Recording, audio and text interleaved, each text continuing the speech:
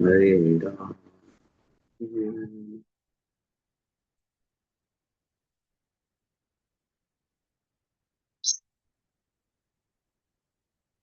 Okay, got it.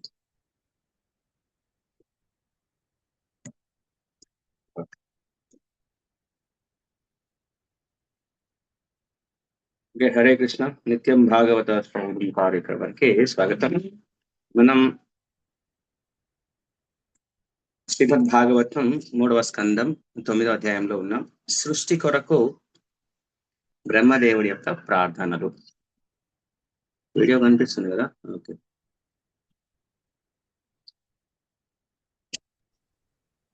మనం నేర్చుకున్న శ్లోకం ఏదైతే ఉందో అక్కడ దగ్గరకు వచ్చి ఆపేయం. ఏంటది? 3941. పూర్తేన తపసా యజ్ఞదానైర్యోగ సమాధిన సార్థం నిశ్రేయసం పుంసాం మత్ప్రేతేస్తత్వ విన్మతం. సో కృష్ణుడు అంటే ఈ శ్లోకం రాగానే మనకి ఏమి గుర్తు రావాలి? ఎప్పుడు చెప్పారు?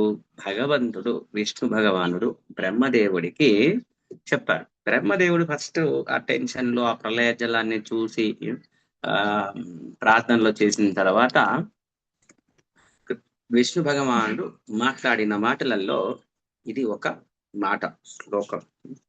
బ్రహ్మదేవ, ఈ యొక్క సత్కర్మలు ఏదైతే మంచి కర్మలు, సత్కర్మలు అంటే వైదికముగా వేదాంతర్గతముగా ఏదైతే చక్కనైన కర్మలు ఉన్నాయో, యజ్ఞాలు ఉన్నాయో, దానములు ఉన్నాయో, ఉమ్, యోగ సమాధులు ఉన్నాయో, ఇవన్నీ కూడా వీటి యొక్క చరమ లక్ష్యం.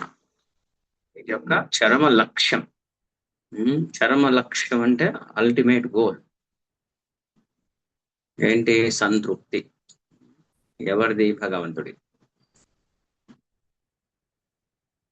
అంటే అర్థమేంటి ఇక్కడ? మనం ఈ పదాన్ని విడదీసుకోవాలంటే ఒకడికి ఒక 10 రూపాయలు ఇచ్చాం, సెల్ఫీ తీసుకొని 100 మందికి షేర్ చేసి గొప్ప కోసం ట్రై చేస్తున్నాం. భగవంతుడు సంతృప్తి చెందుతాడా? చెందడు.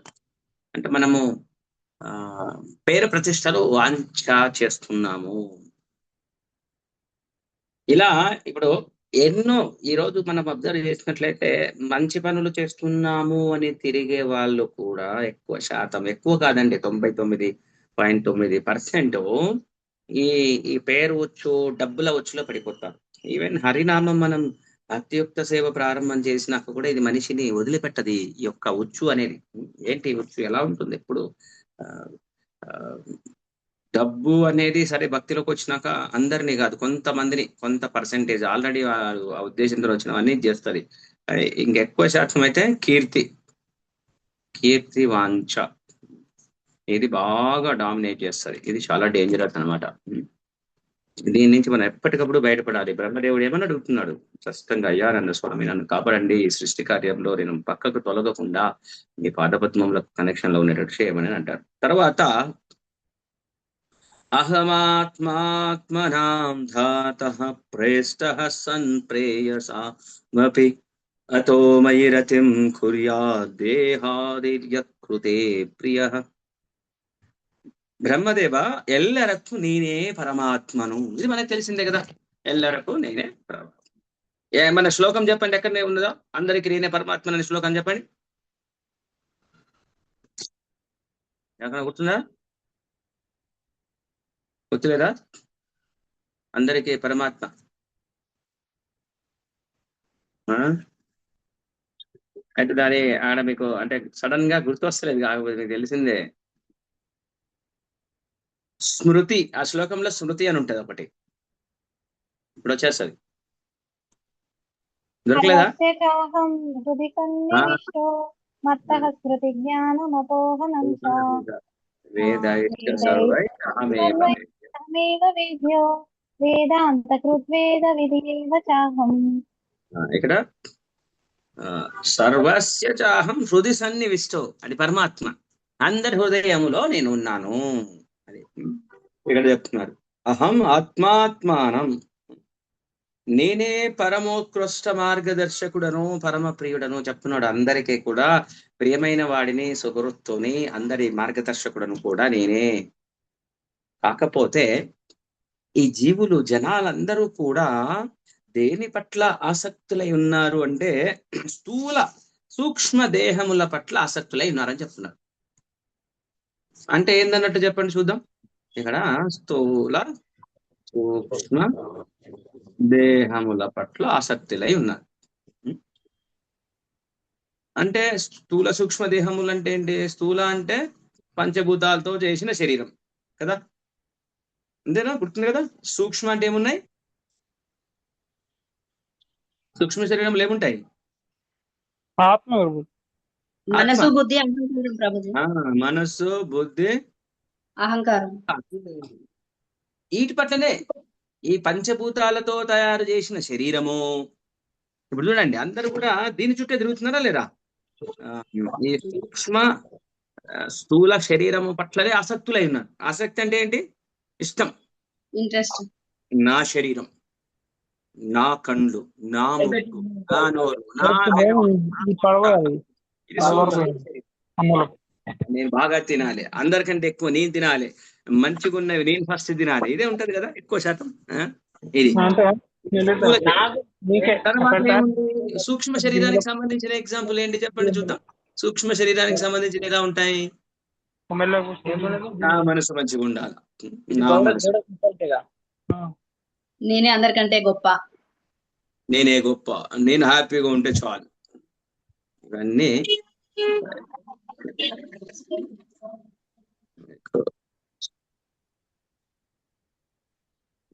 నేను హ్యాపీగా ఉండాలి, మనసుకు సంబంధించింది. అహంకారం, నన్ను అంటాడా, నేను వస్తే గౌరవించడా, రెస్పెక్ట్ ఇవ్వడా, ఎంత అహంకారం. ఇది సూక్ష్మ శరీరానికి సంబంధించిన ఆసక్తి. మనస్సు, బుద్ధి, అహంకారం, ఈ మూడిటికి సంబంధించినవి సూక్ష్మ శరీరానికి సంబంధించిన ఆసక్తి అన్నమాట. సో ఈ రెండిటికి ఆసక్తులై ఉన్నారు. కానీ ఈ రెండిటి పట్ల ఉన్న మమకారాన్ని మనము సాధన ద్వారా భగవంతుడి వైపు మలచాలి. సూక్ష్మ స్థూల రెండిటి పట్ల ఉన్న ఆసక్తిని ట్రైన్ డైవర్ట్ చేస్తారు కదా, అట్లా స్వామి పట్ల డైవర్ట్ చేయాలి. పరమాత్మ కృష్ణ ఇది చెప్తున్నాడు స్వామి, నా వైపు డైవర్ట్ చేయాలి, ఆ యొక్క ఆసక్తిని నా వైపు డైవర్ట్ చేయాలి, మళ్లించాలి. అది మన లాభం కోసం చెప్తున్నాడు. ఆయన మన వైపు చేస్తే, మనం స్వామి వైపు చేస్తే ఆయనకి ఏదో స్పెషల్ గా డబ్బులు వడ్డీలు ఏమీ రావు. సో ఈ యొక్క సంపూర్ణ వేదము ద్వారా సమస్తానికి పరమ కారణము అయిన నా నుండి, అందరికి దేహం ఎక్కడి నుంచి వచ్చింది? నేనిచ్చాను మీ అందరికి దేహాన్ని, నేనిచ్చాను. నేనిచ్చిన యొక్క శరీరము ద్వారా నా యొక్క ఆదేశాలను అనుసరిస్తూ చక్కగా ఏం చేయాలి బ్రహ్మ? నీ యొక్క సృష్టి కార్యం నడుస్తూ చేస్తూ ఉండు. అంటే ఎప్పుడు మరి ఇంతకుముందు బ్రహ్మదేవుడు ప్రార్థించాడు కదా, స్వామి నేను ఎప్పుడు దీని నుంచి వైదొలగకుండా చూడమని. దానికి సలహా ఇస్తున్నాడు, ఎప్పుడు నా కనెక్షన్ లోనే ఉండు, ఈ సూక్ష్మ స్థూల దేహాలకి కనెక్షన్ అటాచ్మెంట్ పెంచుకోకు, నేను చెప్పిన ఆదేశాలను పాలిస్తూ నువ్వు చేసుకుంటూ సృష్టి చేసుకుంటూ వెళ్ళు. ఇంతకుముందు ఏం చెప్పాడు స్వామి? నీకు అప్పటికే శక్తి, సృష్టి శక్తి అనేది ఇవ్వబడింది. నీకు రజోగుణము నిన్ను డామినేట్ చేయకుండా ఉంటుంది అని చెప్తారు కదా. నిన్నటి వరకు మనం చర్చించాం. హరే కృష్ణ మదది ఎవరన్నా పిలిచారా? ఓకే. సో ఈ విధంగా భగవంతుడు బ్రహ్మదేవునికి ఆదేశములు, ఆశ్వాసములు ఇచ్చిన తర్వాత స్వామి కనబడడం ఆపేశారు. ఇప్పటి వరకు 9వ అధ్యాయం కంప్లీట్ చేస్తాం ఇక్కడతో. అంటే ఇప్పటి వరకు మనం ఏం చర్చించాము? బ్రహ్మదేవుడు నాభికమలం నుంచి పుట్టడము, తర్వాత తపస్సు చేయడము, స్వామి కనబడము, బ్రహ్మదేవుడు తపస్సులో చేసిన తర్వాత ప్రార్థన చేయడము, ఆ ప్రార్థనలో అద్భుతమైన విషయాలలో నేను కర్మబద్ధం కాకుండా మీ పాదపద్మలు కనెక్ట్ చేస్తూ చేయమని చెప్పడము, తర్వాత స్వామి సూచనలు చేయడము, ఎప్పుడు నా సంబంధంగా సేవ చేయి అని చెప్పడము, ఇంతవరకు అయిపోయింది. తర్వాత 10వ అధ్యాయం వచ్చేస్తే సృష్టి విభాగములు అనే ఒక అధ్యాయానికి మనం ఈరోజు మొదలు పెడుతున్నాం. ఇక్కడ విదురుడు మనం అబ్జర్వ్ చేసినట్లయితే విదుర మైత్రేయ ఇద్దరి మధ్యలో సంభాషణ లాగా ఇవన్నీ మనకు జ్ఞానం వస్తుంది. విదురుడు మైత్రేయ ఋషిని అడుగుతున్నాడు, అయ్యా మహాత్మా, మరి భగవంతుడు మాయమైపోయారని చెప్తున్నారు. ఇవన్నీ చెప్పి వెళ్ళిపోయారు, బాగుంది. మరి తర్వాత బ్రహ్మదేవుడు ఎట్లా సృష్టించాడు, అసలు ఏమైంది? ఆడ నీళ్లు ఉన్నాయన్నావు, బ్రహ్మదేవుడు టెన్షన్ పడ్డారు అన్నారు, నీకు టెన్షన్ వలదు అని చెప్పారన్నారు. మరి తర్వాత బ్రహ్మదేవుడు ఎట్లా సృష్టి చేశాడు? ఈ సృష్టి అంతా ఇప్పుడు మన ముందర కనబడుతున్న సృష్టి ఏదో అలా టప టప టప ముందలికి రాలే. భగవంతుడు శక్తిని ఇస్తే ఆ సృష్టి ముందలికి తీసుకుని వెళ్ళడానికి ఆ శక్తి ద్వారా ఇవన్నీ వ్యక్తమవుతూ వచ్చాయి. సృష్టి జరగద్ది. నాకు ఈ యొక్క సందేహాలన్నీ ఎక్స్ప్లెయిన్ చేయండి అని అడుగుతారనమాట. అప్పుడు విదురుడు ఎప్పుడైతే మైత్రేయుణ్ణి అడుగుతారో ఇప్పుడు సమాధానాలు, ఒక్కొక్క ప్రశ్నకి సమాధానం మొదలు పెడతారు మైత్రేయ ముని వారు. విదురుడికి చెప్తుంటారు అనమాట, అయ్యా విదుర మహాత్మ, భగవంతుడు ఏ విధంగా బ్రహ్మదేవుడికి వివరించారో, ఏ విధంగానైతే బ్రహ్మదేవుడు 100 సంవత్సరాల తపస్సు చేసి భగవత్ సేవలో తపస్సు మార్గంలో ఉన్నాడు. ఎప్పుడైతే మళ్ళీ ఒకసారి రిపీట్ చేస్తాడు, ఈ స్వామి కమలం నుండి ఉద్భవించి ఉన్నప్పుడు ఆ జలమంతా ప్రచండమైన వాయువుతో ఊగడం చూశాడట బ్రహ్మదేవుడు. సో ఎప్పుడైతే ఆ యొక్క తపస్సు వచ్చిందో బ్రహ్మదేవుడికి ఆ సృష్టి శక్తి వచ్చేసింది. అప్పుడు ఏం చేశాడో తెలుసా? ఆ యొక్క తపస్సు ద్వారా ఆల్రెడీ భగవంతుడు ఆ శక్తిని, ఆ జ్ఞానాన్ని ఇచ్చేశాడు. సో బ్రహ్మదేవుడు ఏం చేశాడంటే, ఇప్పుడు ఎక్కడున్నారు? భగవంతుడు మాయమైపోయాడు, స్వామి బ్రహ్మదేవుడు ప్రళయ జలంలో ఉన్నారు. ఇంకా నీళ్ళు అయిపోలే, గాలి వస్తుంది, ప్రచండమైన వాయువు వస్తుంది, నీళ్లు ఇలా ఇలా ఇలా ఇలా కదులుతున్నాయి. ఇప్పుడు టెన్షన్ వల్ల బ్రహ్మదేవుడు ఇంతకుముందు టెన్షన్ పడ్డాడు కదా, ఆల్రెడీ ఆ శక్తి అనేది భగవంతుడు ఇచ్చేశాడు. ఏం చేశాడో తెలుసా? బ్రహ్మదేవుడు ఆ జలము సహా మొత్తాన్ని మింగేసేసాడు. అక్కడ జలము, వాయువు కూడా మింగేసేసాడు. అట్లా ఏమీ లేదు అక్కడ. ఇంకా ఈ ప్రచండమైన వాయువు, ప్రచండమైన నీళ్ళ యొక్క మూమెంట్ ఏమీ లేదనమాట. సో ఆ తర్వాత కమలం అంతా మొత్తం స్ప్రెడ్ అయిపోయి ఉండడం చూశారట. ఇంకా ఆలోచిస్తున్నాడు, ఓకే ఇప్పుడు ఎలా నేను సృష్టి చేయాలి అని ఆలోచించి ఆ యొక్క కమల తోటలోకి ప్రవేశించేసి ఈ యొక్క 14 లోకాలు అప్పుడు సృష్టించాడు. ఈ 14 లోకాలు ఎలా ఉంటాయి కూడా ఇంకా నాకు తెలిసి ఇవాళ నెక్స్ట్ కొద్దిగా వస్తాయి, అద్భుతంగా ఉంటాయి. చూద్దాం ఎలా. అసలు మనం నిమిషం అనే పదం మన దగ్గర రాలే, భాగవతం నుంచే వచ్చింది. ఆ నిమిషం అంటే ఏంటి, క్షణం అంటే ఏంటి, త్రుటి ఏంటి, మనకు ఈ రోజు కానీ నెక్స్ట్ క్లాసులలో మొత్తం వచ్చేస్తుంటాయి. చాలా అద్భుతంగా. అసలు మన సైన్స్ కి ఏమీ తెలియదు, అన్ని వివరాలు మనకి శాస్త్రంలో ఇచ్చారు భగవంతుడు. ఇక్కడ బ్రహ్మదేవుడు ఇప్పుడు 14 లోకాలు, మనం ఈ రోజు ఏదైతే మాట్లాడుతున్నామో ఈ యొక్క 14 లోకాలు అందరి రకరకాల వ్యక్తుల కోసం సృష్టించడం జరిగింది, నివాసార్థము. మరి 14 లోకాలు వస్తుంది మనకి ఇప్పుడు నెక్స్ట్ చాప్టర్ సబ్జెక్ట్ అదే. మరి చేసేసారు, బాగుంది. తర్వాత విదురుడు అడుగుతాడు, స్వామి మంచిగా ఉంది, సృష్టించాడు, బాగుంది, నాకు దయచేసి మరి కాలము అనేది భగవంతుడి యొక్క రూపం అని మీరు చెప్పారు, గతంలో కూడా నేను విన్నాను. మరి నాకు ఒక్క విషయం ఏంటంటే, రిక్వెస్ట్ ఏంటంటే, దయచేసి కాలము గురించి నాకు వివరాలు చెప్పండి. అసలు కాలం అంటే ఏంటి, లక్షణాలు ఏంటి? కాలం అంటే ఏంటి చెప్పండి. మనం వాచికి చూసే టైమేనా? మనం ఇలా కాలం అంటే ఏంటి? టైం కదా. మనం టైం అంటే జనరల్ గా ఇలా వాచ్ చేస్తాం, టైం చెప్పేస్తాం, ఇలా మొబైల్ చూసి టైం చెప్తాం. కానీ దీని వెనక చాలా రహస్యం ఉంది. ఎలా మనం శాస్త్రీయ పరంగా క్యాలిక్యులేషన్, ఎలా టైం లెక్క పెడతారు, కాలం అంటే ఏంటి, ఇప్పుడు మనం చర్చిస్తున్నాం. కాలం అంటే ఏంటి, ఎలా పనిచేస్తుంది, మరి ప్రకృతి, అది ప్రశ్న అడిగిన తర్వాత మైత్రేయముని ప్రారంభం చేస్తాడు కాలం గురించి మరొక పెద్ద చర్చ. మైత్రేయముని ఫస్ట్ సమాధానం ఏం చెప్తారంటే, ఈ యొక్క ప్రకృతి యొక్క త్రిగుణాలకి ఈ అంతః ప్రక్రియ అంటే, మనకి ప్రకృతి త్రిగుణాలు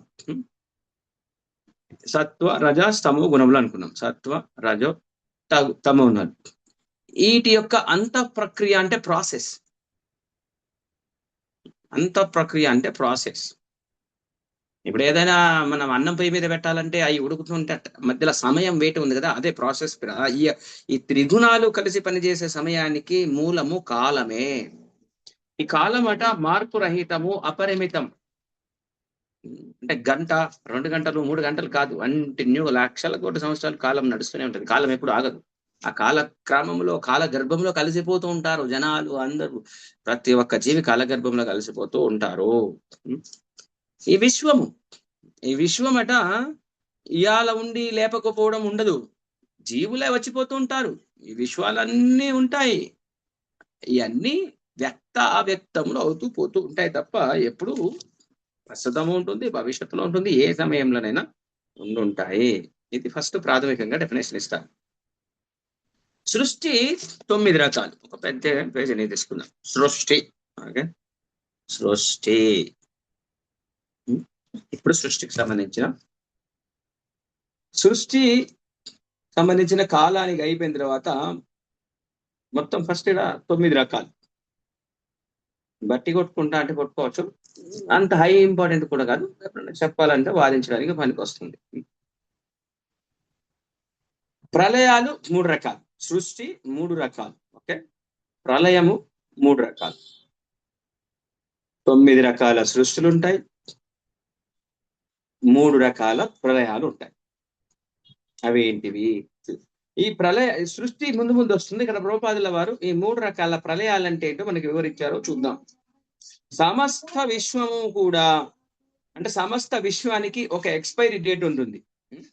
విశ్వకాలం మొత్తం అయిపోయిన తర్వాత, విశ్వకాల పూర్తి అయిన తర్వాత ఒక ప్రళయం వస్తుంది.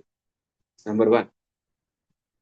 అనంతుని ముఖము నుంచి, ఇంకా డీటెయిల్స్ కూడా వస్తాయి. అనంతుని ముఖము నుండి నిప్పులు బాగా చిమ్ముతారు, అప్పుడు పోతాయి.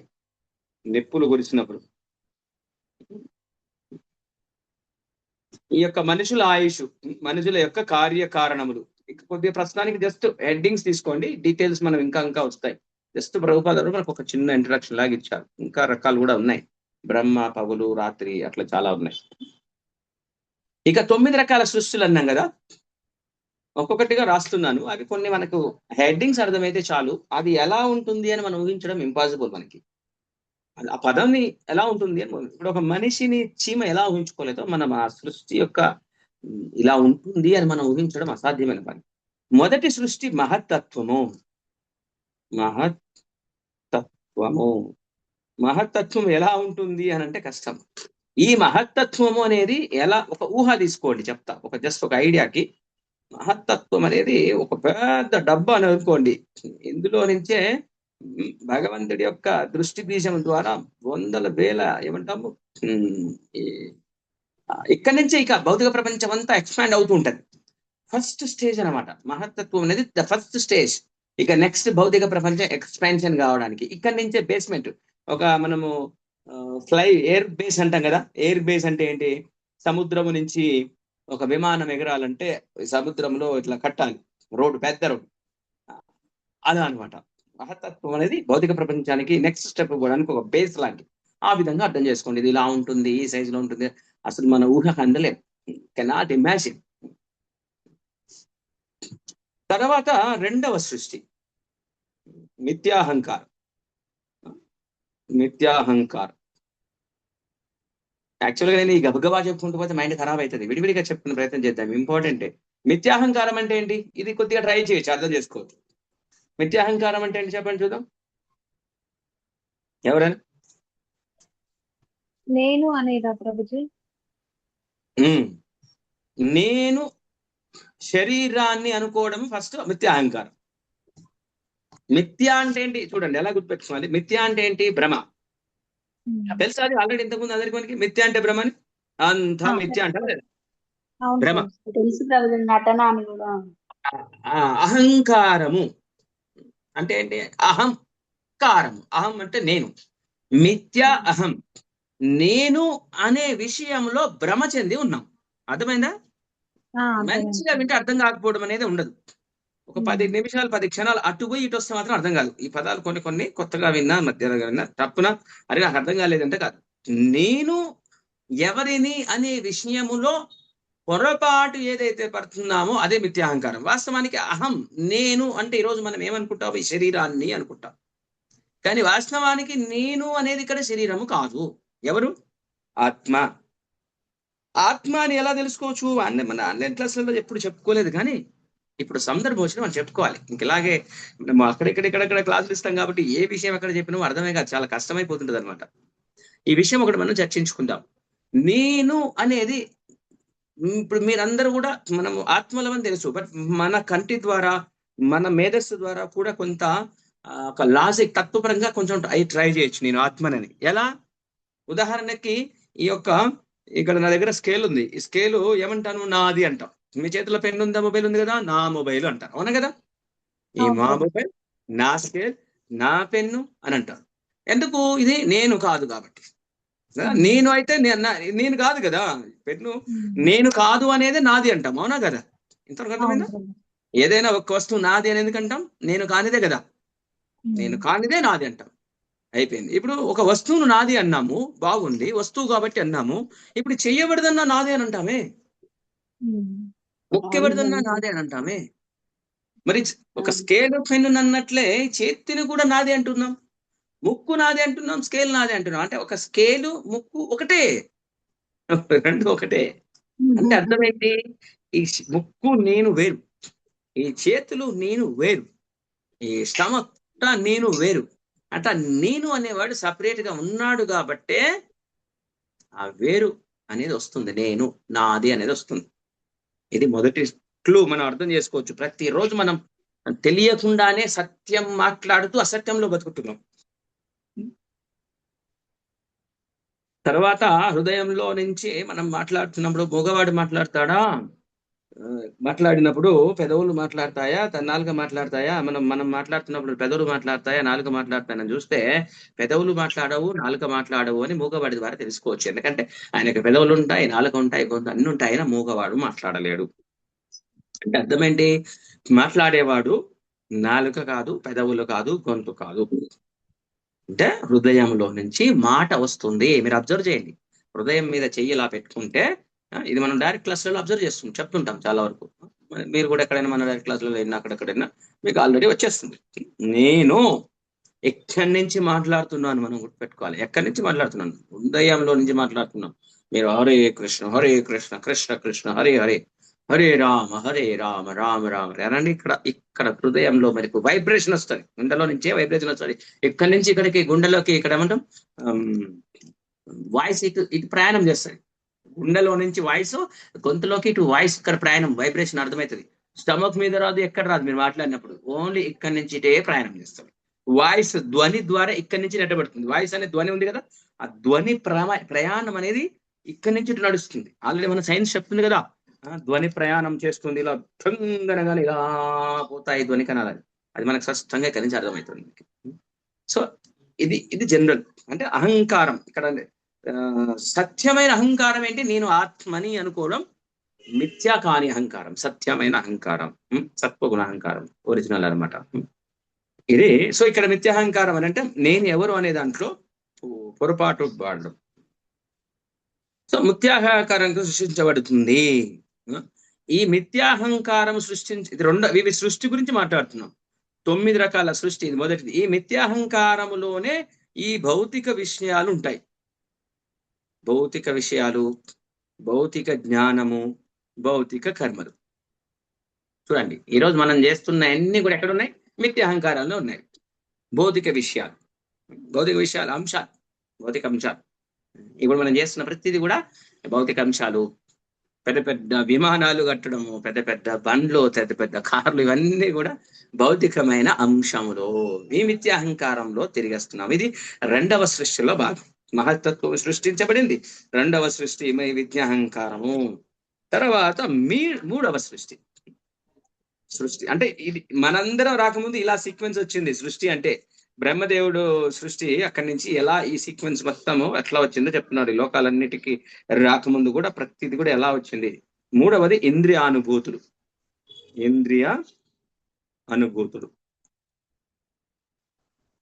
ఇది మీకు అర్థం అయిపోవాలి. ఇంద్రియ అనుభూతులు అంటే ఏంటి?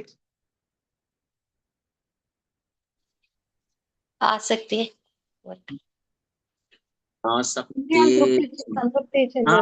రాదు మనది. అదే అనుభూతి అంటే ఏంటి? ఫీల్.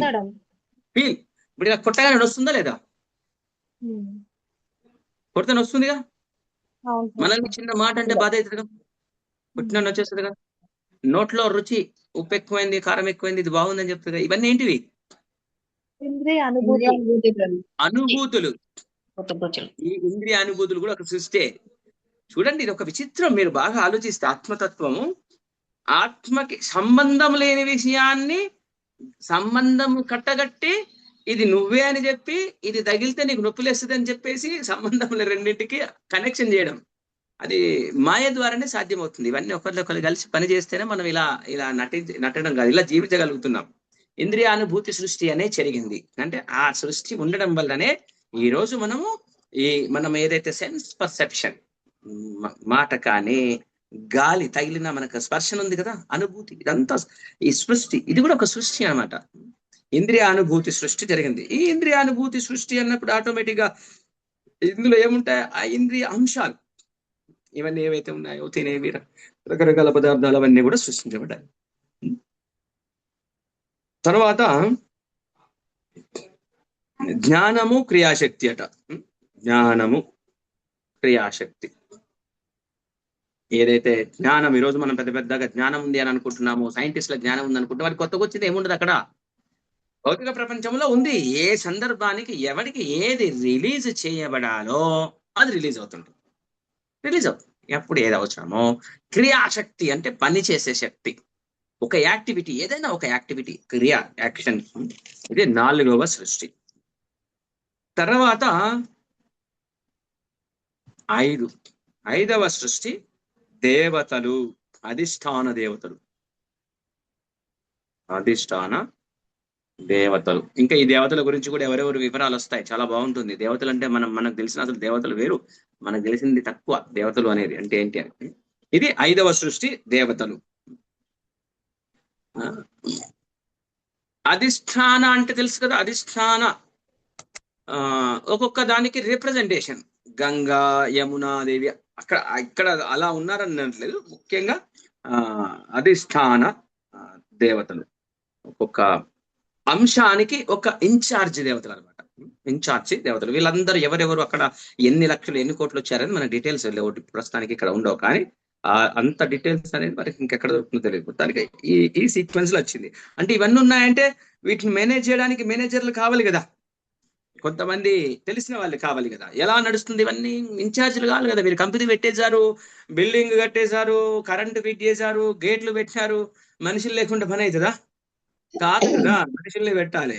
మళ్ళీ మనుషుల్ని పెట్టినాక వీళ్ళ పైన ఇన్ఛార్జ్ బాసుల్ని పెట్టాలి. బాసుల్ని పెట్టకపోతే పని అవుతుందా? పని కాదు. అంటే ఒక ఇన్ఛార్జెస్ కావాలి. అధిష్టాన దేవతలు 5వ సృష్టి. తర్వాత మన 6వ సృష్టి.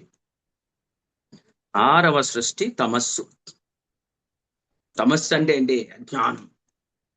ఈ తమస్సు అనేది ఉండడం వల్లనే ఈ రోజు మనకు అజ్ఞానం. అది ఈ తమస్సు ఉండడం వల్లనే ఈ భౌతిక ప్రపంచంలో ఈ అజ్ఞానం అనేది, వీళ్ళందరూ వాళ్ళ పని వాళ్ళు చేసుకుంటూ వెళ్ళిపోతారు. ఏ విధంగా భౌతిక ప్రపంచంలో బతకాలో ఆ విధంగానే బతుకుతూ ఉంటారు.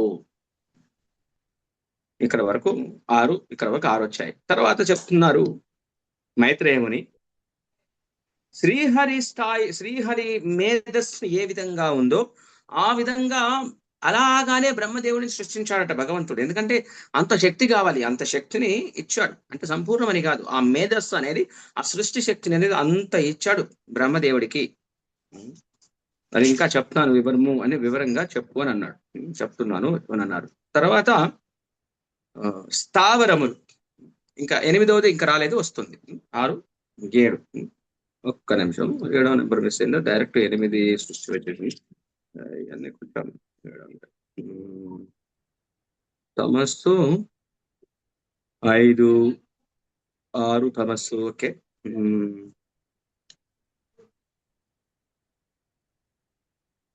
బ్రహ్మదేవుడి సృష్టి. తర్వాత బ్రహ్మదేవుడి సృష్టి గురించి చెప్తున్నారు. తర్వాత ఇది కొంచెం గ్యాప్ ఇచ్చి మనం వెళ్ళిపోదాం. ఓకే, స్థావరములు, జంగములు అని ఉంటాయి. స్థావరములన్నీ కూడా ఈ పదాలు మంచిగా రాసుకోవచ్చు. స్థావరములు అంటే చెట్లు, మొక్కలు ఉంటాయి కదా, మొక్కలు ఇవి పైకి పెరుగుతుంటాయి. స్థావరములు, మొక్కలు అన్ని జరుగుతాయి. ఇవి ఎలా ఉంటాయో కూడా ఇక్కడ చెప్పారండి. చేతనారహితములు. కానీ లోపల బాధ ఉంటుందట వీటికి, తెలుసా? బాధను లోపల అనుభవిస్తాయి. బాధను మాత్రం అనుభవిస్తాయి లోపల. అర్థమైంది లోపల అనుభవించడం అంటే? అరవలేవు, ఎక్స్పీరియన్స్ చేస్తాయి. అంటే కొంచెం తక్కువ చైతన్యం పెడతాడు, అరవకుండా తక్కువ చైతన్యం పెడతాడు చెట్లకి. కాబట్టి ఇక్కడ మనం ఇక్కడ ఒక విషయం మనం అర్థం చేసుకోవాలి. ఏం విషయం అర్థం చేసుకోవాలంటే, చెట్లకి కూడా ప్రాణం ఉంది. మన గతంలో కూడా తెలుసు ఆల్రెడీ. మనకు బేసిక్ జ్ఞానము మినిమం ఆధ్యాత్మికంగా అవగాహన ఉన్న వాడికి తెలుస్తుంది. సైన్స్ అంటే వేరే విధంగా మాట్లాడుతుంది. కానీ ఈ యొక్క చెట్లకి కూడా ఆత్మ ఉంది, ఆ జీవం ఉంది, కాబట్టి పెరుగుతూ ఉంది. చెట్టు ఆత్మ కూడా అది కూడా దానికి ఒక శరీరమే. దాన్ని చంపేసి బియ్యం మనం తినేస్తున్నాం. ఇక్కడ పనిలో మనం ఒకటి చర్చించుకోవాలి. మనం వెజిటేరియన్ అయినంత మాత్రాన గొప్ప కాదు, దయచేసి వినండి. వెజిటేరియన్ నాన్ వెజిటేరియన్ కి కొంచెం డిఫరెన్స్ ఉందిలే, కానీ మైనర్ డిఫరెన్స్ ఉంది. ఇక్కడేమో గ్రీన్ బ్లడ్, అక్కడేమో రెడ్ బ్లడ్. అక్కడ ఎక్కువ పెయిన్, ఇక్కడ లో పెయిన్. ఇది డిఫరెన్స్. సో సరే, నాన్ వెజ్ గురించి మనకి ఎందుకులే, కానీ ఈ వెజిటేరియన్ ఏదైతే ఉందో అంటే తక్కువ చేతనం ఉన్న వాటికి మనము భగవంతుడికి ఆఫర్ చేయకుండా తిన్నట్లయితే అది కర్మ భోజించినట్లు అవుతుంది. మనం ఆల్రెడీ నేర్చుకున్నాం శ్లోక 3.9. అందులో ఇంకా కొన్ని శ్లోకాలు కూడా ఉన్నాయి. భగవంతుడికి నివేదించకుండా తీసుకున్నది పాప భుజింపు లాంటిదే. మనకి భౌతిక ప్రపంచంలో ప్రతి కర్మకి ప్రతి కర్మ ఉంటుంది, గుర్తుపెట్టుకోవాలి. ప్రతి క్రియ ఉంటుంది, గుర్తుపెట్టుకోవాలి. సో ఇక్కడ టాపిక్ వెళ్ళిపోతే చాలా సేపు వెళ్తాము, ఇక్కడ ఆపేద్దాం. మనం అందుకోసమే భగవంతుడికి ఆఫర్ చేసి నైవేద్యం పెట్టి తీసుకుంటే మనకు కర్మ తగ్గుతుంది. లేదు అని అంటే, మీరు ఇన్ని పిడికడు ఇంత అన్నం తిన్నాము అని అంటే, మీరు ఊహించుకోండి ఎన్ని వరి చెట్లు పోతాయి, ఎన్ని గింజలు పోతాయి, అవి ఎంత సమయాన్ని, జీవితాన్ని ఇచ్చాయి. అన్ని నెలలు పండి చేతనారహితంగా ఒక జీవి వరి పొలం ఎన్ని రోజులకు వస్తుందండి? ఎవరు ఉన్నారా వ్యవసాయం తెలిసిన వాళ్ళు? 6 నెలల, 4 నెలల, 5 నెలల? ఎగ్జాక్ట్ గా 4 నెలలకు చేతికొస్తుంది ప్రభుజీ. హరే కృష్ణ. హరే కృష్ణ. 4 నెలలు. ఒక చెట్టుకి ఎన్ని గింజలు వస్తాయి? అందాది 100 గింజలు వస్తాయా? 100 పైన 200 గింజలు, ఒక 10 ముద్దలు అనుకుందాం. మీరు 10 ముద్దలు మింగడానికి, ఒక ఉదాహరణకి ఒక చెట్టు, ఒక ఆత్మ 4 నెలలు నిలబడి కష్టపడి నీ కోసం త్యాగం చేసింది తన జీవితాన్ని. అది గుర్తుపెట్టుకోండి. ఆ కర్మ ఉంది మన మీద. ఇప్పుడు దాని కర్మ ఎలా తీర్చాలి? నువ్వు కూడా చెట్టు అయిపోవాల్సిందే. ఇంకా చెట్టు ఒకటి అయిపోయింది అనుకుంటురా? గింజలలో ఆత్మ ఉందా లేదా తెలుసా? తెలుసు ప్రభుజీ, ఉంది. గింజలలో ఆత్మ ఉంది. ఇంకా ఎన్ని గింజలు తింటారో చూడండి. ఇక అన్ని ఆత్మలు మనకి త్యాగం చేస్తున్నాయి మన శరీర పోషణ కోసం. అవన్నీ జన్మలు బాకీలు పడిపోతున్నాం మనం. అవసరమా మనకి జాపం? స్వామికి ఇంత స్నానం చేసితే బద్ధకం అయిపోతే ఎట్లా? ఎన్ని జన్మలు ఎత్తుకుంటామా మనము? చెట్టు జన్మలు కావాలా మనకి? చెప్పండి. ఈ బయట జనాలకి అర్థం కావట్లేదు చెప్తుంటే. నాన్ వెజ్ దగ్గర పక్కకు పెట్టండి రా బాబు. వెజిటేరియనే ఒక విధంగా కర్మ సిద్ధాంతం ప్రకారం అది కర్మ బంధనంలో పడేస్తుంది. మనము మొన్న చెప్పుకున్నాము ఆ డైరెక్ట్ క్లాస్ లో, కర్మ ఎంత డేంజర్ అంటే, ఒక స్టోరీ చెప్తాను, మనం ఇక్కడ చెప్పుకోలేదు. ఒక వేద పండితుడు, బ్రాహ్మణుడు ఉంటాడు. అక్కడే చక్కగా కూర్చొని ఆయన సేవలో ఆయన కూర్చుంటే ఒక ఆవుని చంపడానికి వెంటబడతాడట ఈ బొచ్చడు. ఆవుని చంపడానికి వెంటబడితే ఎక్కడికి పోయింది అని ఈయన అడిగితే బ్రాహ్మణుని భక్తుల్ని ఇటు పోయింది అని చెప్పి చూపిస్తాడట. అంతే. అది నాకు తెలిసి నోట్తో చెప్తాడో కూడా తెలియదు, ఇట్లా చూపిస్తాడు ఆయన. చంపడం కాదు, అది చిన్న కర్మలాగా అనిపిస్తుంది. కానీ ఆ గోవు అంటే ఇంకెక్కువ ఎఫెక్ట్ ఉంటది కదా. ఏదేనికైనా ఉంటుంది, గోవుకి ఇంకెక్కువ ఉంటది పాపం. ఆయన జీవితంలో అదొక పాపం ప్రస్తుతానికి. ఇంకా మిగిలిన మనకు స్టోరీలు లేదు. నెక్స్ట్ జన్మలో ఏమైంది? ఈయన ఒక మాంసం కొట్టే ఇంట్లో పుట్టాడు. కట్టికామా అంటే కదా, మాంసం కొట్టే ఇంట్లో పుట్టాడు. అందులో కొంత స్టోరీ కట్ చేస్తున్నాను, సమయం ఇంకా ఎక్కువ లేదు కాబట్టి. సో ఒకరోజు ఆ మాంసం కొట్టే దుకాణం బంద్ చేస్తాడు కొన్ని సందర్భాలల్లో. ఆ స్టోరీ ప్రస్తుతానికి వదిలేద్దాం పక్కకి. అలా వెళ్ళేసి మనం పూరి జగన్నాథ్ వెళ్ళి బతుకుదాము హ్యాపీగా, ఈ మాంసం కొట్టొద్దు, ఇదొద్దు, స్వామి సేవలు బతుకుదామని వెళ్ళిపోతాడు. దారిలో ఒక ఇంట్లో ఒక ఇంట్లోకి నీటి కోసం వెళ్తాడు. దప్పికనో ఏదో అవసరం ఉంది, హెల్త్ కోసం వెళ్ళిపోతాడట. వెళ్ళిపోతే అక్కడ ఆమె ఇతను అంటే అందంగా ఉన్నాడు, ఇతని మీద ఇష్టం పెంచుకుంది. నువ్వు నాకు కావాలి అని అంటుంది. పెళ్ళయింది. ఈయన అంటున్నాడు, ఏంటమ్మా నువ్వు, నీకు పెళ్ళయింది, ఇలా తప్పు, అలా పరపురుషులని మోహించకూడదు, పరస్త్రీని మోహించకూడదు, అలా చేయకూడదు, నాకు నీళ్ళు ఇవన్నీ వెళ్ళిపోతానని అంటే, నీకు పెళ్ళయింది, భర్త ఉన్నాడు అని ఇతను ఒక మాట చెప్పగానే కత్తి ఒంటింట్లోకి తీసుకుపోయి కత్తి తీసుకొని ఇంకొక రూమ్ లో భర్త ఉంటే భర్తను పటా పటా పటా పొడిచి చంపేస్తుందట. ఇప్పుడు చెప్పు, పెళ్ళయింది, మొగుడున్నాడనగా చచ్చిపోయిండు, ఇప్పుడు నన్ను స్వీకరించి అంటదట. ఆయనకు చెమటలు వస్తాయి, ఇది ఎక్కడి కరమరా బాబు. అప్పటికి కూడా ఆయన లొంగకపోతే ఇంకా ఆమెకి ఇప్పుడు కూడా బయట నడుస్తుంటాయి ఇట్లా సీన్లు. అప్పుడు ఆమె ఏదో రివర్స్ లో నా మీదకి రాకుండా ఉండొద్దని చెప్పి ఆమె అంతా ఆమె బట్టలు చింపేసుకొని హెల్ప్ హెల్ప్ హెల్ప్ హెల్ప్ అందరు పిలిచేసేసి ఇగో ఈ దొంగోడు నా మీద పడేస్తున్నాడు, నన్ను చంపాలని చూస్తున్నాడు, నన్ను ఖరాబ్ చేయాలని చూస్తున్నాడు, చింపేస్తున్నాడు, కలిపి కాపాడే అనగానే ఇలాంటి జరగానే ఇప్పటికి కూడా అక్కడక్కడ వార్తలు వస్తుంటాయి. కానీ బ్యాక్గ్రౌండ్ లో ఏం జరిగిందో నిజంగా చాలా కష్టం తెలుసా. చాలా జాగ్రత్తగా ఉండాలి. ఎప్పుడైనా ఏదైనా జరిగింది అంటే అమ్మ చూడు ఈ పెద్ద దొంగోడు చేసిన అనొద్దు. చాలా బ్యాక్గ్రౌండ్ లో దొంగ పనులు చాలా ఉంటాయి. వాస్తవానికి ఇటు ఉండొచ్చు అటు ఉండొచ్చు. మన కంటితో చూడని దాన్ని ఎప్పుడు నిర్ణయంతోకి రాకూడదు. వార్తలలో వచ్చినాయి కూడా మనం చూడలేదు, అనవసరమైన కర్మ మన మీద వేసుకోకూడదు.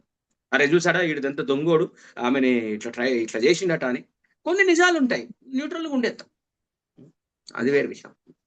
తర్వాత అప్పుడు వాళ్ళందరూ వచ్చేసి ఇతన్ని 2 చేతులు ఎర్రగొట్టేస్తారట, 2 చేతులు నరికేస్తారు. ఏంటి స్వామి ఇంత చేశాను, నేను ఇట్లా చేశాను, నీ దగ్గరకు వద్దామని వస్తుంటే ఏ పాపం చేశాను అని బాధపడుతూ పోతూ పూరి దగ్గర వెళ్తాడు. అయితే ఈ స్టోరీ మొత్తంలో ఈ 2 చేతులు ఎర్రగొట్టబడిన వ్యక్తి ఎవరో తెలుసా? ఇంతకు ముందు జన్మలో ఆవు పోతున్న ప్లేస్ చూపించాడా, ఆవిటి పోతుందో, అతను ఆవిటి పోతుంది అని చూపించినందుకు నెక్స్ట్ జన్మలో వచ్చిన శిక్ష ఏంటి? 2 చేతులు కట్ అయిపోయింది. ఇక భార్యాభర్తలు ఎవరై ఉంటారు చెప్పండి? కొత్త వాళ్ళు, మొన్న నిన్న వాళ్ళు ఉంటే తెలిసిన వాళ్ళు భార్యాభర్తలు ఎవరై ఉండొచ్చు? ఇంకా స్టోరీ తీస్తే ఆవు భార్య అయి ఉంటది ప్రభుజీ. హరే కృష్ణ. చంపిన ఆయన వాళ్ళ భర్త, హస్బెండ్ ప్రభుజీ. ఎవరైతే చంపేసిరో భర్త, భార్య భర్త అనండి. భార్య ఎవరు, భర్త ఎవరు? భార్య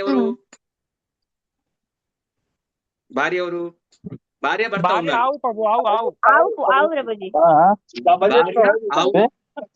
భర్త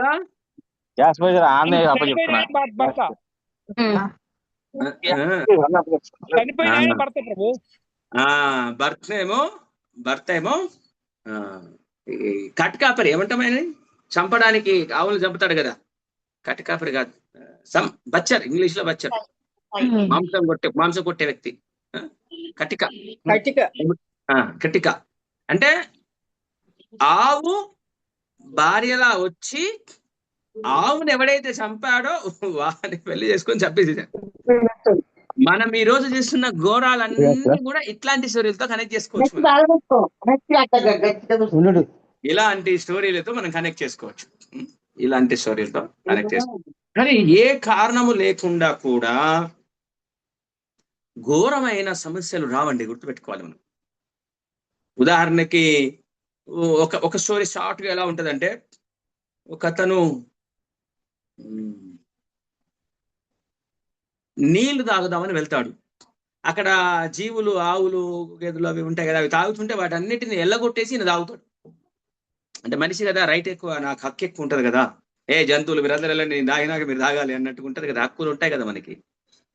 ఆయన వచ్చే నెక్స్ట్ జన్మలో ఆయనకి పిల్లలు పుట్టారు, ఆ పాపానికి. ఇంకొక అతను తంతాడు ఆవుని, కుంటి వాడైతాడు, దొరికింది కదా అని తన్నేయడం. ఇట్లా ప్రతి యాక్షన్ కి రియాక్షన్ ఉంటుందండి, చాలా కొత్తగా. సో అంటే మనం ఎన్ని టాపిక్లు ఎక్కడి నుంచి వచ్చాం మొత్తానికి, ఈరోజు ఈ మొక్కల నుంచి వచ్చాం. మొక్కల నుంచి చేతనాహులు, వాటికి కూడా బాధ అనేది ఉంటుంది. స్థావరములు, చెట్లు, ఇవి రకరకాలుగా ప్రకటమవుతాయి, రకరకాల చెట్లు ఉంటాయి. తర్వాత 8. 7వ నెంబరు నేను ఒకసారి కనుక్కుంటా, ఒకసారి చూస్తాను ఎక్కడ నేను మిస్ అవుతున్నానో తెలియదు. 7వ నెంబరు ఇందులో నాకు కనిపించట్లే. నేను 7వది డైరెక్ట్ 8వ సృష్టి బహుశా స్థావరములు 7 అయి ఉందనుకుంటున్నాను. నెంబర్ ఇవ్వలేదు. ఇది ఈ స్థావరములు అయ్యి ఉండాలి. ఇక్కడ నెంబర్ ఇవ్వలేదు, బట్ కంటిన్యూషన్ ఇచ్చారు. Mostly it should be 6, 7. Okay. 8వ సృష్టి నీచ జాతులట. నీచ జాతులు, ఇది ఎక్స్ప్లెనేషన్ కనుకోండి. ఓకే. నీచ జాతులు మనుషులు కాదు, ఇది మాత్రం నీచ జాతులట. చాలా ఘోరాది ఘోరంగా ఉంటాయట వాటి పరిస్థితి. ఈ నీచ జాతులు కూడా 28 రకాలు ఉన్నాయట. ఈ వివరాలు మనకి ఇవ్వాల. 28 రకాల నీచ జాతులు ఉన్నాయట. నీచ జాతులు అంటే ఏమిటి? ఈ నీచ జాతులట పరమ మూర్ఖ స్థితిలో ఉంటాయి, కంప్లీట్ అజ్ఞానంలో ఉంటాయి. ఇప్పుడు అర్థమైంది మీకు కొద్దిగా. అవి జస్ట్ వాసన ద్వారానే తెలుసుకుంటాయి. ఇప్పుడు అర్థమైందిగా. వాటికి అంటే వాటికి భోజనం ఇంకా ఇది తిండే తప్పున తినేస్తాయి. ఇంకా ఏముందనేది కదా, అంటే వాసన ద్వారా ఇది తినే వస్తువా, నా కడుపు నింపే వస్తువా? ఎస్.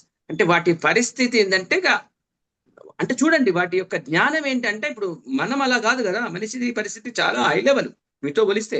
కానీ ఈ నీచ జాతులు ఏదైతే ఉన్నాయో ఇలా చూడండి, కొన్ని ఉంటాయి కదా. ఉదాహరణకి నేను అనుకుంటున్నా భూమి మీద పాకేవి, కోడి లాంటివన్నీ వాసన ద్వారా కుక్కలు. మరి కుక్క వస్తుందో లేదో తెలియదు, బహుశా చూద్దాం, అది కొంచెం డౌట్. నెక్స్ట్ దాంట్లో ఇది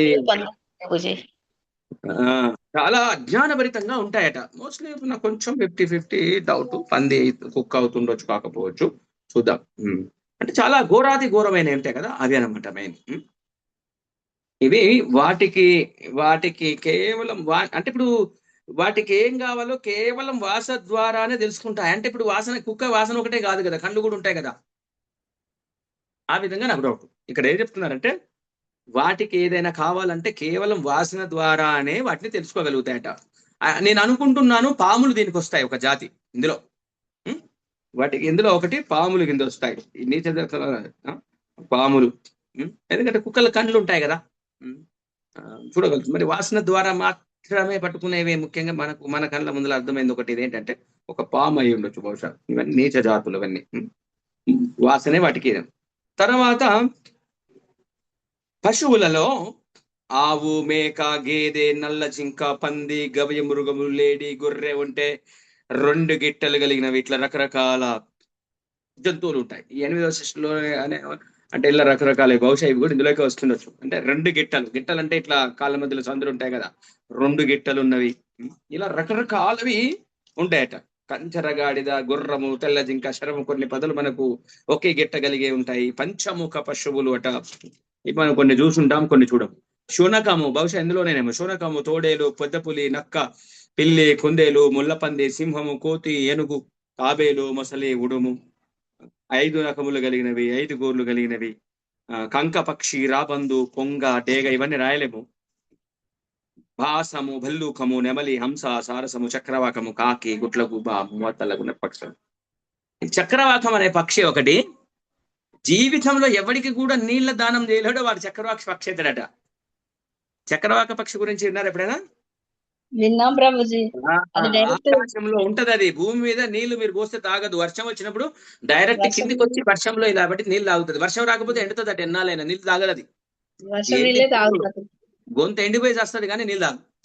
అది ఘోరమైన శిక్షణే కదా, అందుకనే ఈ శాస్త్రాల నుంచే కొన్ని కట్టుబాట్లు, కొన్ని అలవాట్లు వచ్చాయి. ఏమొచ్చాయి తెలుసా? ఇంటికి రాగానే ఫస్ట్ మంచి ఇరాలు వాడు నేర్పించారు మన వాళ్ళు. గుర్తుందా? వస్తారా? మీకు అలవాటు ఉందా? మన వెనకటికి మన పెద్ద వాళ్ళకి, తాతల ముత్తాతలకి జ్ఞానం ఉంది. అరే నాయన చక్రవర్తి పక్షం ఎవరు కొడతారు నాయన, ముందు నీళ్ళు ఇచ్చేసే, ముందు మన సగం ప్రశాంతంగా ఉంటుందని నీళ్ళు ఇవ్వడము. ఏమంటాము, చలివేంద్రాలు పెడతాం చూసారా, చలివేంద్రాలు అట్లా ఇచ్చేవారు. అట్లా అప్పుడు అన్ని రకాల దానాలు చేసేవారు. ఈ కష్టాల నుంచి బయట, తర్వాత ఘోరమైన కష్టాల నుంచి బయటవి. ఒకే ఒక్క జీవజాతికి చెందిన వాళ్ళు ఉదరమున ఆహారాన్ని నిలుపుకునే జీవులట. అంటే కడుపులోనే ఆహారాన్ని నిలుపుకుంటాయట. ఇవన్నీ 9వ రకం. ఇది ఇప్పటివరకు ఎన్ని వచ్చినాయి? 8 అయింది. 8. నెక్స్ట్ 9. ఉదరమున ఆహారము.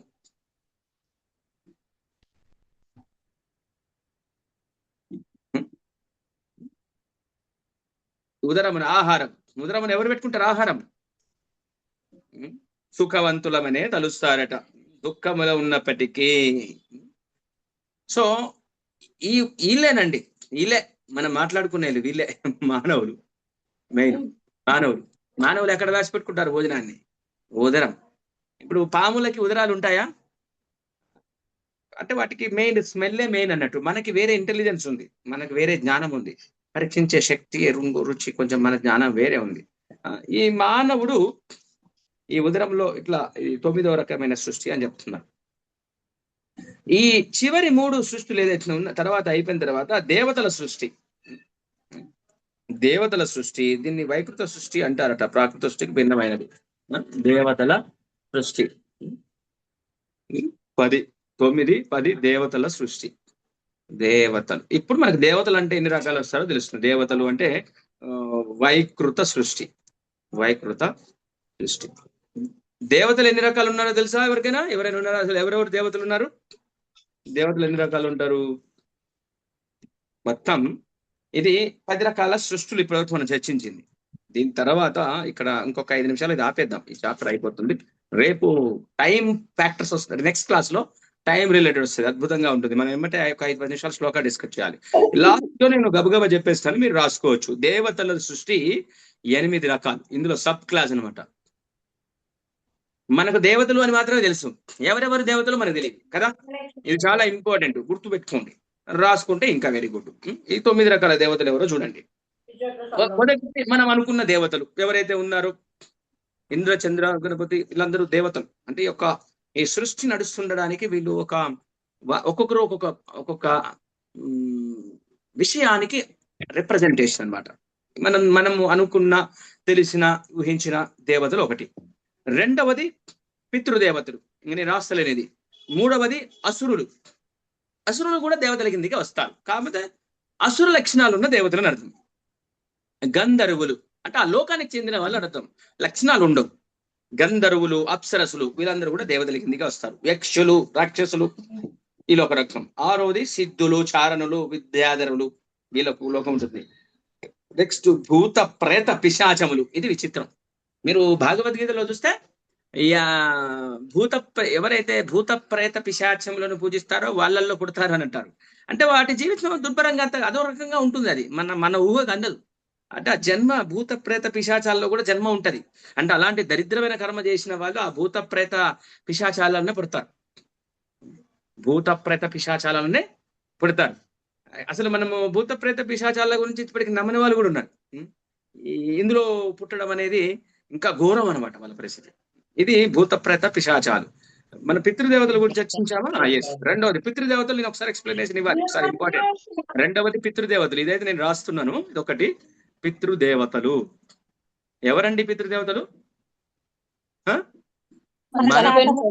మన పూర్వీకులు, మన చనిపోయిన వాళ్ళు ఉంటారు కదా, తల్లిదండ్రులు, వాళ్ళ ఫాదరు, వీళ్ళందరూ వెళ్తారు కదా. తల్లిదండ్రులు ఉన్నా వాళ్ళ రాన ఉంటారు కదా, తాత, ముత్తాత. ఈ రోజు ఎలాంటి దుర్భరమైన పరిస్థితి ఉంది అంటే మొత్తం వదిలేశారు, పిండాలు ఇవన్నీ వదిలేశారు. వీళ్ళు దేవతల కేటగిరీలోకి వెళ్ళిపోయారు. కాబట్టి వాళ్ళ ఆయుష్, వీళ్ళ ఆయుష్ ఒకటి కాదు. కానీ వీళ్ళు ఏమంటాము, ఆశీర్వదించగలరు, శపించగలరు. పితృదేవతలు ఆశీర్వదించగలరు, శపించగలరు. దీనికి మనం చేయవలసిన వైదిక కర్మలు చేయకపోతే వాళ్ళు శపించిపోతారు, ఇంకా సుఖంగా ఉండలేదు. ఇప్పటికి కూడా ఎన్నో అబ్జర్వేషన్ మీరు చేయండి. కొంతమంది ఆ పితృదేవతలకు సరిగా పెట్టని వాళ్ళు, మాంసం ఇచ్చిన వాళ్ళు సరిగా ఉండరు. చాలా కష్టాలు, ప్రాబ్లమ్స్ వస్తుంటాయి అనమాట. కాబట్టి చాలా జాగ్రత్తగా ఉండి మనం ఇది చూసుకోవాలి. పితృదేవతలు కదా. స్వర్గలోక గాయకులు, పాటలు పాడే వాళ్ళు కూడా ఉంటారు, కిన్నెరలు. వీళ్ళందరూ కూడా బ్రహ్మదేవుడి చేత సృష్టించబడిన వారు. ఇది పితృదేవతలకు సంబంధించిన 8 రకాల వారు. తర్వాత మనకి క్లాస్ లో మనకి కాలం, బ్రహ్మదేవుడు రజోగుణ అవతారముగా చెప్పబడింది. తర్వాత మనకి పరమాణువు, అసలు అణువు, పరమాణువు నుండి మనకి భాగవతంలో జ్ఞానం ఇచ్చారు తెలుసా. అణువు నుంచి జ్ఞానం ఇచ్చారు.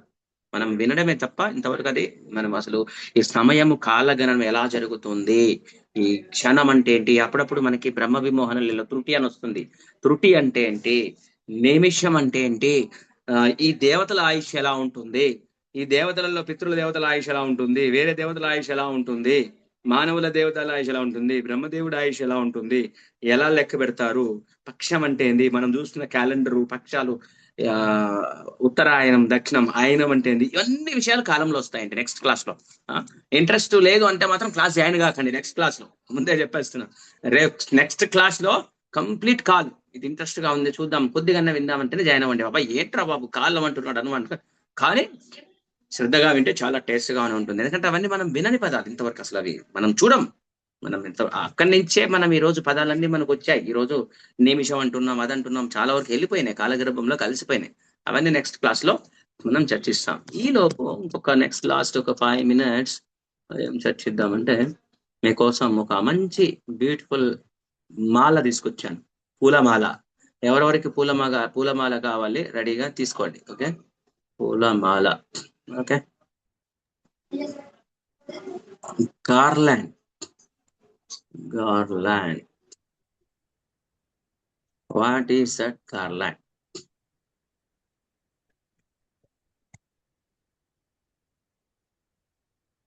స్క్రీన్ షేర్ చేస్తున్నాను.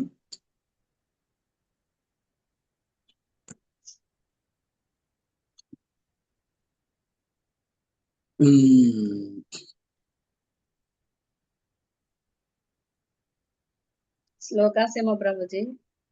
శ్లోక గార్లాండ్. ఫస్ట్ టైం చాలా తొందరగా మాటలు నిలబెట్టుకున్నాను నేను. ఎప్పుడో చూద్దాం అనుకుంటే ఇవాళ ట్రై చేశాను.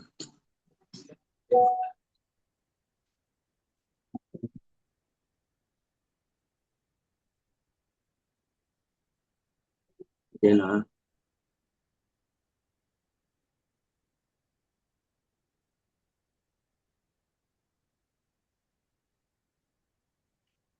ఆటో 40, 43, 40.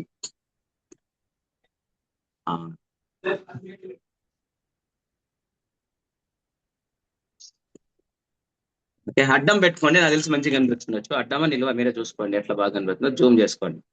నాకు తెలియదు ఎలా కనిపిస్తుందా, మంచిగా చూసుకోండి మీ మొబైల్ ఎలా ఉందో. నేను దీన్ని ఇంకా కొంచెం పెద్దగా చేస్తాను. మీరు మొబైల్ అడ్డం పెట్టేసుకోండి. అడ్డం పెడితే మంచిగా కనిపిస్తుందా పెద్దగా కొంచెం? ఇది శ్లోకమాల. ఇవన్నీ శ్లోకాల్లో మీరు వల్ల 1, 2, 3, 4 నేర్చుకున్నారు కదా నిన్నటిదే. నేను మెయిన్ గ్రూప్ లో పెట్టాను, మీరు స్క్రీన్ షాట్ తీసేసుకోండి. పర్సనల్ గా కావాలంటే మెసేజ్ పెట్టండి, మీరు అందరికీ గ్రూప్ లో పెట్టి మీకు ఇచ్చేస్తాను. ఓకే, చాలా ఆల్రెడీ మనకి ఆ శ్లోకం వచ్చి ఉంది, మీరందరూ మెజారిటీ నేర్చుకున్నారు. మీరు ఈ శ్లోక చక్కగా ఈ స్వామి మాల ఎంత బాగుందో చూడండి. ఈ 11 శ్లోకాలు మీరు నేర్చుకున్నారు కదా, మనం అందరం ఈ 11, ఇందులో ఉన్న 11 మొత్తం కాదు, మొత్తం మనం 40 నేర్చుకున్నాం. 40లో ఈ 11 ఒక మాల చేసాం మనం స్వామికి. 7వ అధ్యాయంలో 11వ శ్లోకాల మాల. ఓకే, 1వది చూద్దామా? సూత్రం ఏంటది?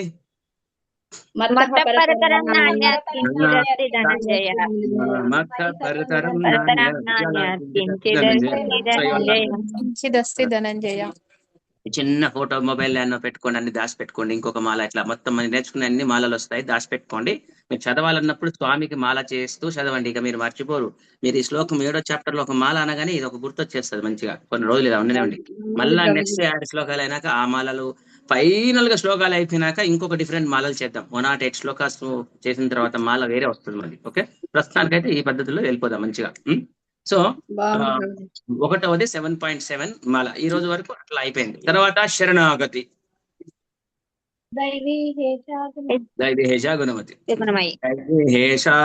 ఎవరు శరణాగతి పొందగలుగుతారు? దీని పదము ఇంకొక విధంగా కూడా ఇవ్వచ్చు. ఎవరు ప్రపద్యంతే అని కూడా ఇవ్వచ్చు. ప్రపద్యంతే అంటే శరణాగతి కదా, ఎవరు శరణాగతి పొందగలుగుతారు? దైవీ హేషా గుణమయీ మమ మాయా దురత్రయా మామేవయే ప్రపద్యంతే మాయామేతం తరంతి తే. ఇది 7.14. తర్వాత శ్లోక నెంబర్ ఎంత? మూడవ ఫ్లవర్ ఇది, థర్డ్ ఫ్లవర్. మూడవ ఫ్లవర్ ఏంటి? 7.14. 14. నమః దుష్కృతినో మూఢా ప్రపద్యంతే నరాధమా. ప్రపద్యంతే నరాధమా మూఢాః ప్రపద్యంతే భజంతే నరాధమా నరాధమా మాయయా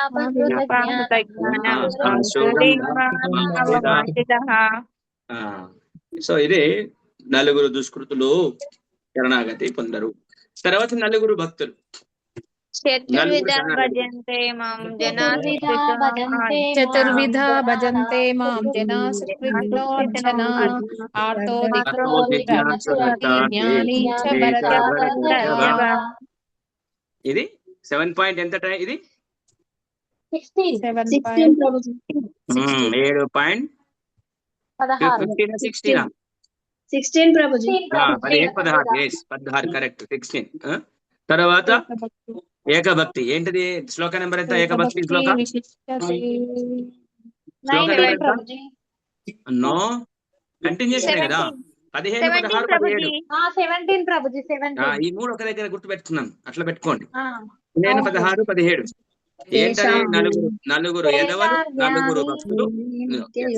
తేషాం జ్ఞానే నిత్యయుక్తం ఏకభక్తి శిష్యతే. జ్ఞానినోత్యక్తమహం స చ మమ ప్రియః. ఇది 17. నెక్స్ట్ డాలర్ పైన డాలర్ శ్లోక ఎంత? బహూనాం జన్మనామంతే జ్ఞానవాన్ ప్రపద్యతే.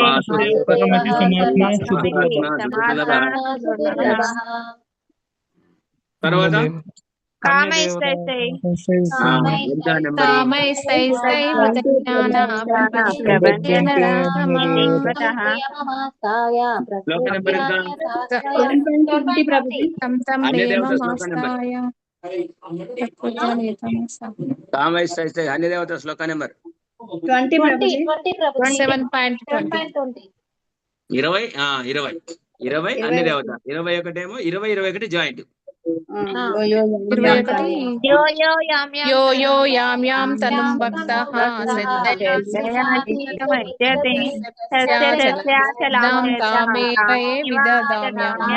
త్వామేవ విదదామ్యహం.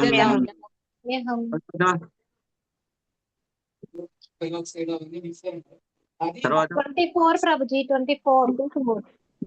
అవ్యక్తం వ్యక్తి మాపన్నం అవ్యక్తం వ్యక్తిమాపన్నం మన్యంతే మామబుద్ధయా పరం పరం దాపజానంతో మమవ్యం అజంతః నమావేయం అముత్తమం అముత్తమం నాహం ప్రకాశ సర్వస్య యోగమాయా యోగమాయా సమావృతవ్యం బుధోయం నాభిజానాతి లోకోయం అజవ్యయం.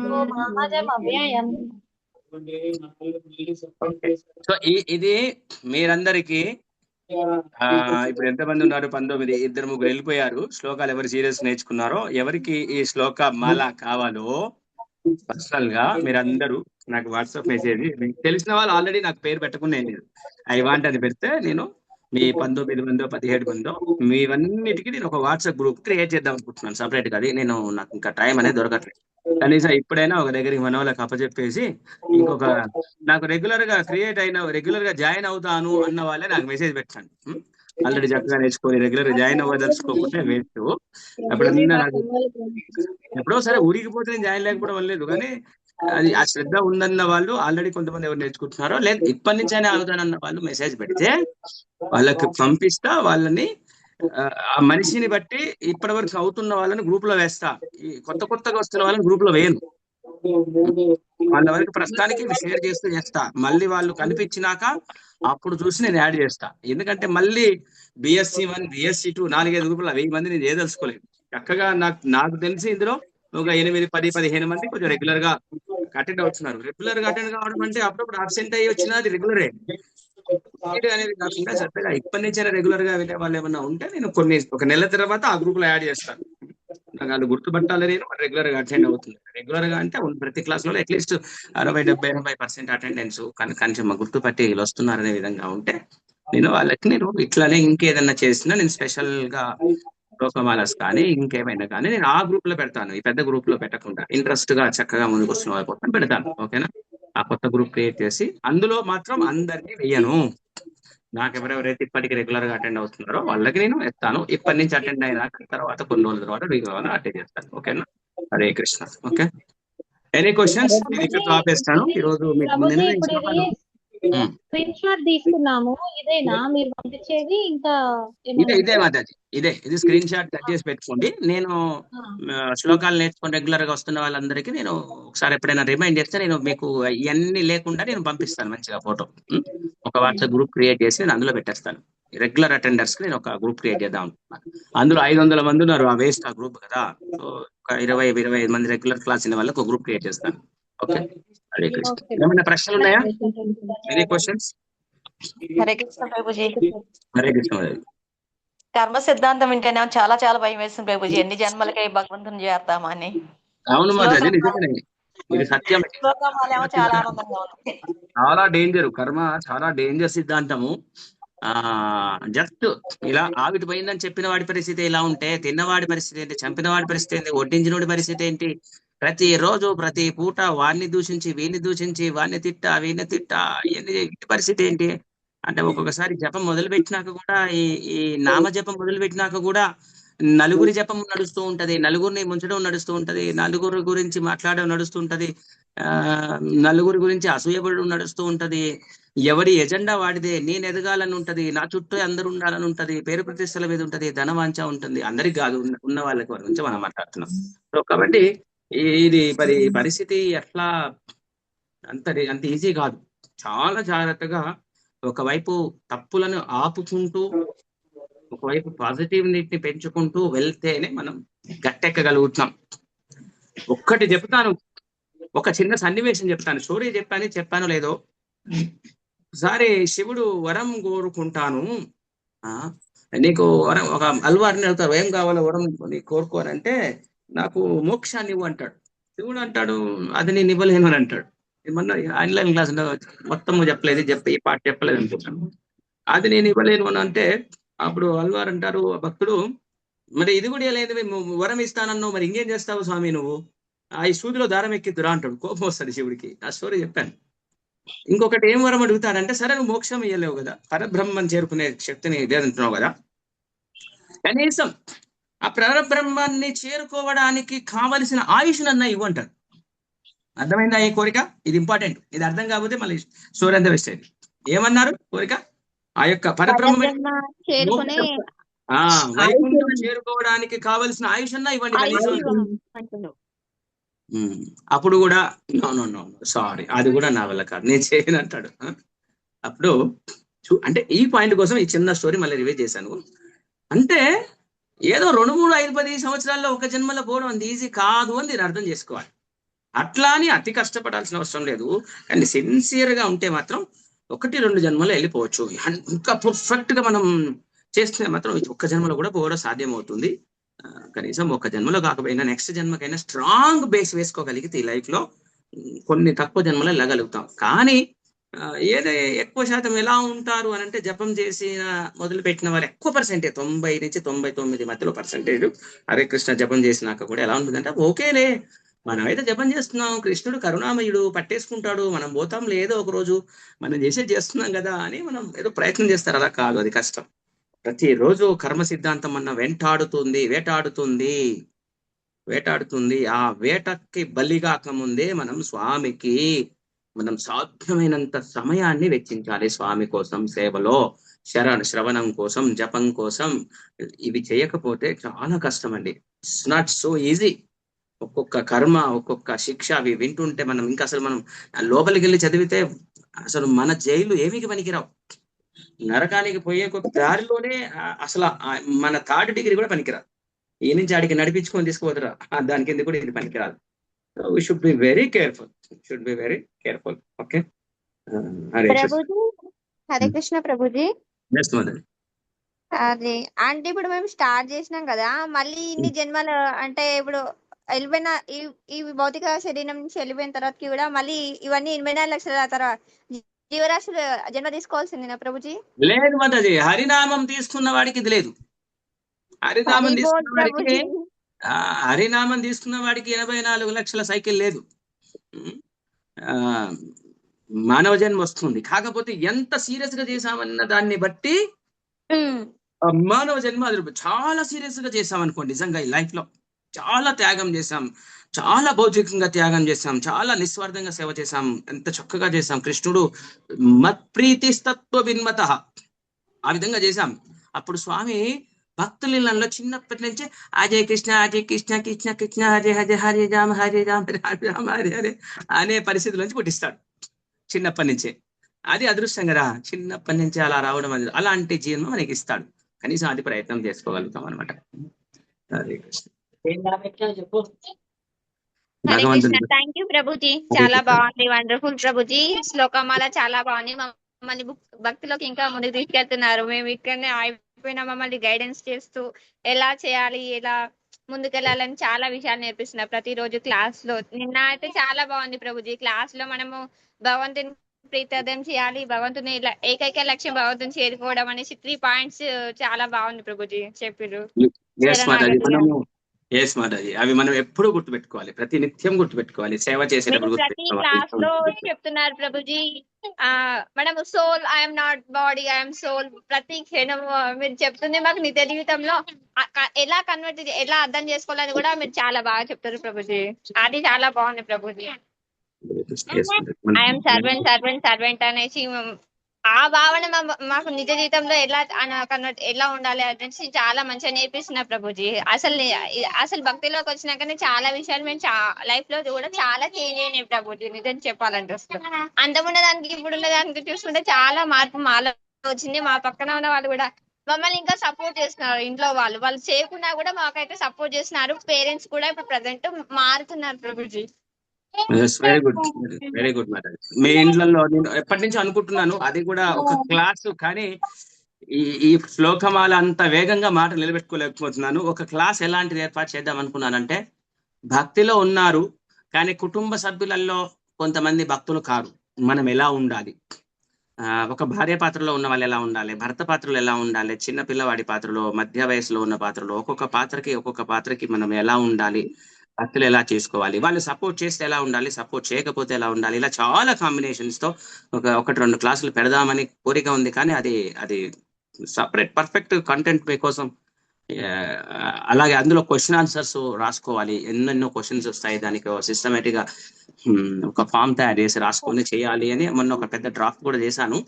అది ఇంకా కొంత టైంలో చూద్దాం కృష్ణాష్టమి మధ్యలో. అది అక్కడ మీరందరికీ కూడా ఆ మెసేజ్ వచ్చినప్పుడు రిజిస్టర్ చేసుకోండి. మీరందరూ కూడా ఫ్యూచర్ లో కౌన్సిలర్ గా, టీమ్ మెంబర్ గా, ఇంకా మనం దీన్ని ఆన్లైన్ లో కొంతమందికి మీరు గైడ్ చేయొచ్చు. మీరు మీ గైడ్ ఒకరి నుంచి శిక్షణ తీసుకుంటూ కొంతమంది గైడ్ తీసుకొని ఆన్లైన్ ఇంటికాడ ఉంటే నలుగురికి సేవ చేసేటట్టు ఒక ప్లాట్ఫామ్ తయారు చేసే లైన్ లో ఉన్నాను. అది ఆ ఫామ్ వచ్చినప్పుడు అందరూ నింపండి. మీరు ఏం కావాలనుకున్నారో కోరుకోండి. సో ఎవరైతే అలా ఫామ్ నింపి ఆన్లైన్ లో క్లాసులు వింటారో, రెగ్యులర్ గా అవుట్ ఆఫ్ లో ఉన్న వాళ్ళు ఆన్లైన్ లో, భువనగిరిలో ఉన్న వాళ్ళు లోకల్ ప్లస్ ఆన్లైన్ లో ఉంటారో వాళ్ళకి నేను మంత్లీ సమయాన్ని ఇచ్చి ఎంత చేసుకుంటే బాగుంటుందో నేను సమయాన్ని ఇచ్చి ముందుకు తీసుకునే ప్రయత్నం కృష్ణుని కృప ద్వారా తీసుకెళ్లాలని అనుకుంటున్నాను. అది చూద్దాం, కృష్ణాష్టమి లోపు అవుతుందా, కృష్ణాష్టమి తర్వాత కృష్ణ సంకల్పం ప్రకారం వెళ్ళిపోదు. Hare Krishna. Thank you very much. So మీ అందరిలో 1-2 మంచి భక్తులైనా మీ వెనకాల నేను వస్తాను. ధన్యవాదాలు. డివైన్ రేస్ అదంతా మీ మెర్సీ ప్రభుజీ. మీ కృప, భగవంతుని కృప వల్లనే మేము భక్తి చేయగలుగుతున్నాము. మమ్మల్ని చూసి కూడా వాళ్ళు భక్తిలోకి వస్తున్నారు ప్రభుజీ. మాకు వెనకాల ప్రభుజీ నిజం చెప్పాలంటే. ఆ క్లాస్ నేను పెట్టే లోపు ఒక పాయింట్ ఏంటి గుర్తుపెట్టుకోవాలి అని అంటే, భక్తిలో ఉన్నప్పుడే ఇంకా ఎక్కువగా బాధ్యతగా ఉండాలి కుటుంబంలో. ఈ పాయింట్ రాసుకోండి.